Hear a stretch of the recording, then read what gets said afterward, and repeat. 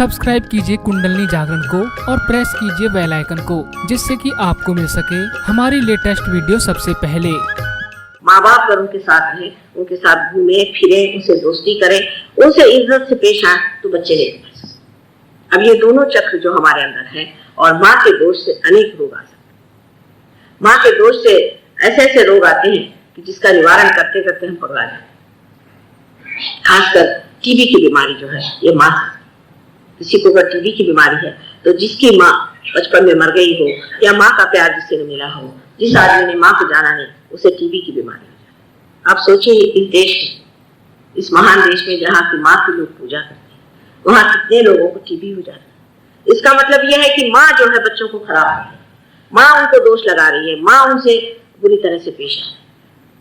इसका ये नहीं मतलब कि आप बच्चों को हर समय डांटते रहे, फटकारते रहे, लेकिन एक अपनी प्रतिष्ठा के साथ अपने बच्चों के सामने ऐसा एक उदाहरण रखना चाहिए कि बच्चे देखें कि ये देखिए ये हमारी माँ है, इनका बर्ताव कैसे और हमारा बर्ताव कैसे। आप ही उनके सामने अगर बहुत चीप तरीके से रहे, रात दिन अपने श्रृंगार में लगी रहे या पति से हर समय लड़ती रहे, तो वो बच्चा भी आपकी क्या इज्जत करे। स्त्री में जब तक वो बात नहीं आएगी तब तक वो बच्चे नहीं।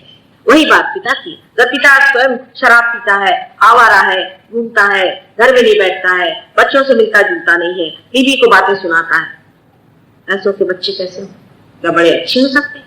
वो जगह है जहाँ या नवे भाजने लग्न संस्कार, जो छोटे छोटे उम्र में जो संस्कार हमारे ऊपर लगते हैं वो ऐसे ही होते हैं जैसे कि जिस घड़े के कच्चे रहते वक्त जो उस पे दाग पड़ जाए, उसी प्रकार वो पक्के हो जाते।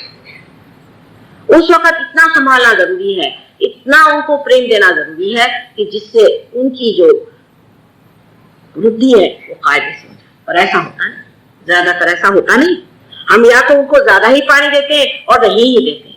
बीचों बीच खड़े रह करके देखना चाहिए कि हमारे बच्चे किस रास्ते पे चल रहे। फिर ये कहना कि समाज ऐसा बना हुआ है, माँ क्या करे, लड़के खराब हो जाते, कैसे?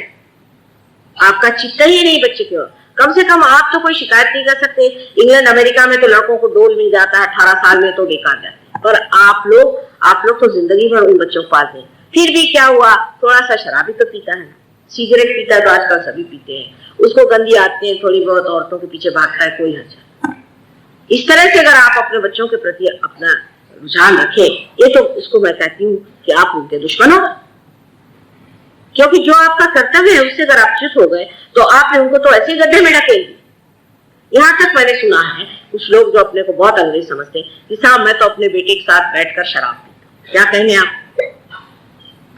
इस प्रकार की जिनकी मनोवृत्ति है, ऐसे लोग न जाने क्यों माँ बाप हो जाते हैं, और होने पर भी उन बच्चों को रात दिन खराब किया जाता है। नहीं तो इतना बच्चों के साथ कड़ा ये होता है कि बच्चे घर से भाग खड़े हो जाते हैं, सोचते हैं हमारे माँ बाप को हमारे प्रति कोई प्रेम ही नहीं, उनको कोई दुलार ही। इसलिए मैं कहती हूँ कि आप सहयोग में अपने बच्चों को ले आए। पार होने के बाद हम देख लें, उसके बाद बात और हो जाती। पर पहले आप पार होइए। अगर माँ बाप की अकल खराब हो तो बच्चों को पार करा के भी क्या फायदा? वो तो गलत रास्ते अपने जो आप बच्चों को सिखाएंगे और हम उनको सही रास्ते सिखाएंगे तो कहेंगे हमारे बाप तो एक बात कहते हैं और माता जी दूसरी बात कहते हैं। हमारी लड़की है वो रियलाइज हो, एक दिन कहती है कि नानी एक बात बताइए कि जो शेर होता है इसने पूर्व जन्म में कुछ खराब काम किया। मैंने कहा क्यों? क्योंकि उसके माँ बाप कहते हैं कि तुम इंसान को खाओ और उसको भगवान कहता मत खाओ, तो वो क्या करे? देखिए उसके सामने प्रश्न खड़ा हो गया कि इसे पूर्व जन्म में कुछ बुरे कर्म करे हुए, नहीं तो ये ऐसी माँ बाप से क्यों पैदा हुआ कि जो कहते हैं कि इंसान को खाना।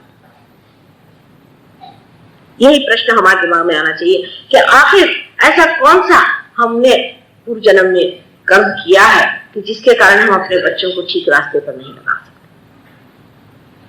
ये दोनों चक्र ठीक हो जाने से आपकी माँ और बाप, ये दोनों स्थितियां जो है ठीक हो जाती है। आप अगर बाप हैं तो आप बाप की दृष्टि से ठीक हो जाते हैं, अगर आप पुत्र हैं तो आप पुत्र की दृष्टि से ठीक हो जाते हैं, अगर आप माँ हैं तो आप माँ की दृष्टि से ठीक हो जाते हैं, और आप अगर माँ की बेटी है या पुत्र है तो उस तरह से ठीक हो जाते हैं। ये दोनों चक्र ठीक हो जाने से ही अपने देश के जो नवयुवक है ये संभलेंगे। आप जानते हैं कि हजारों लोग परदेश से हमारे शिष्य, इनके माँ बाप तो पागल ही लोग हैं अधिक। वो लोग शराब पीना, रात भर बाहर रहना, वहां की औरतें 4-4 बार शादियां करती हैं, आज भी 6-6 बार शादियां करती हैं और सब अनाथालय में बुढ़ापा करती हैं।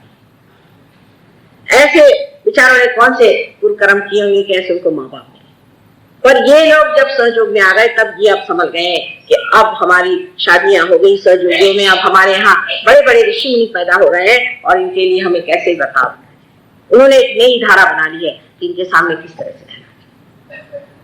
तो जो भी कार्य अब सहयोग में हो रहा है उसमें सबसे बड़ी चीज जो ध्यान में रखने की है कि हमारी आत्मा क्या बोलती है। और आत्मा शब्दों से बोलती नहीं है, वो ये चैतन्य लहरियों से बोलती है और उसी से जाना जाता है कि हम कहाँ चल रहे हैं। अब बीच का जो चक्र है ये साक्षात देवी जगदम्बा का है, जो कि सारी सृष्टि की माँ है। ये जगदम्बा जो है ये भक्तों का रक्षण करती है। जो भक्त इस गोल जगह बनाई हुई जगह है जहाँ पर कि भक्त लोग सब लोग भगवान को खोजते हैं, उनका रक्षण। उनके लिए उन्होंने राक्षसों का वध किया, उनका रक्त पिया, उनके भूतों के भूत खा लिए, उन्होंने संहार कर करके इन लोगों को बचाया। बहुत से लोग ऐसा कहते हैं कि भाई हिंदुओं की देवी देवताएं जो हैं ये बड़े क्रूर हैं और ये नॉन वेजिटेरियन। तो मैं कहती हूँ कि घर ये राक्षसों को देवी न खाए तो क्या आप लोग खाइएगा? इन राक्षसों को देवी न मारे तो क्या आप लोग मारिएगा? कंस को कृष्ण नहीं मारते तो क्या आप लोग मारते? रावण को राम न मारते तो कौन मारते? उस पर बहुतों का ये कहना है कि ये तो देवी उन्हीं के लोग हैं और ये सबको मारते रहते। इससे आप इस तरह का विचार न करने से आप जो दुष्ट और राक्षस है उनको सबके खोपड़ी पे बिठा दें, उनका नाश न करिए, उनको आप किसी तरह से नष्ट न करिए, उनके साथ कोई दुर्व्यवहार न करिए, उनको बिठाकर उनकी आरती उतारें। जगदम्बा ने अनेक बार जन्म लिए, उनके हाथ ऐसे तो 9 जन्म बहुत विशेष माने जाते हैं, लेकिन उनके 1000 जन्म कम से कम हुए और 1000 बार संसार में आकर उन्होंने जो भक्त लोग थे उनकी रक्षा। जब ये चक्र आपके अंदर जागृत हो जाता है, जब जगदम्बा का चक्र आपके अंदर जागृत हो जाता है तो आपके अंदर से भय आशंका सब भाग जाता है। कोई किसी प्रकार की भय आशंका नहीं रहता।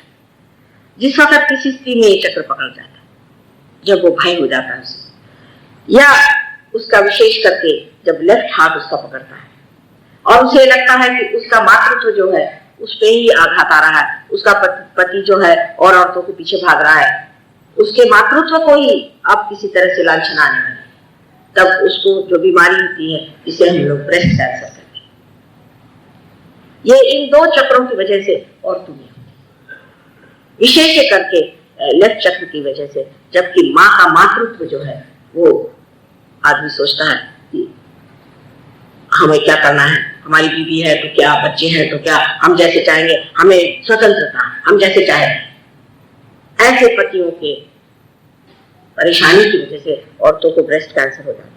इंग्लैंड अमेरिका में भी लोग कहते हैं इसमें क्या है, ये सब कुछ ठीक नहीं, एक ही पति क्यों होना चाहिए, और औरतें भी कहती है एक ही पति क्यों होना चाहिए।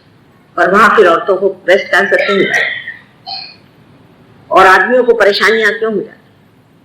अगर ये चीज कुछ अच्छी होती तो उससे मनुष्य के नैसर्गिक चीज होती तो मनुष्य से सुखी होता। पर आपने कभी देखा है जिस आदमी ने अपनी पत्नी को छोड़ा और दूसरे आदमी के साथ सहराचार करा वो सुखी? तो इस वजह से हमारी जो विवाह संस्था है उसका बड़ा मान करना और ये समझ लेना चाहिए कि अपनी पत्नी जो है ये घर की गृह लक्ष्मी, इसका अपमान करने से, इसको दुख देने से, इसको तकलीफ देने से हम अपनी घर की गृह लक्ष्मी को सता रहे। अर्थात जैसे मैंने कल आपसे बताया कि गृह लक्ष्मी को भी इस योग्य होना चाहिए कि वो गृह लक्ष्मी। लेकिन ये सब होते हुए ऐसी पत्नियों और ऐसी दुखी पत्नियों अगर कोई तकलीफ हो जाए तो उसके लिए हमें समझ लेना चाहिए कि इनके घर में ही कोई तकलीफ ऐसी बन रही है जिसकी वजह से ये स्त्री बेचारी धीरे धीरे गिरती जाए।